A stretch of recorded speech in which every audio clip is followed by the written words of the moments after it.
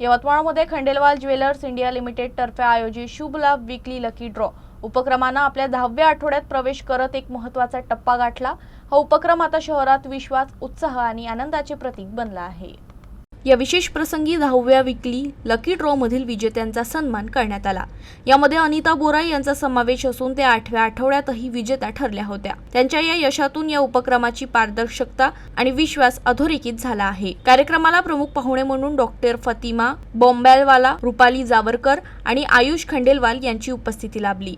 त्यांनी विजेत्यांचा सन्मान करत या उपक्रमाचे कौतुक केले आणि ग्राहकांसोबतचे नाते अधिक दृढ करण्याचा संकल्प व्यक्त केला। 10व्या आठवड्याच्या या विशेष टप्प्यावर शुभ लाभ हा केवळ लकी ड्रॉ नसून ग्राहकांचा विश्वास आणि आनंदाचा उत्सव असल्याचं पुन्हा एकदा सिद्ध झालं। शुभ सुरुवात लाभासह या भावनेतून या उपक्रमातून यवतमाळमध्ये सतत नव्या आशा आणि आनंद निर्माण होत आहे।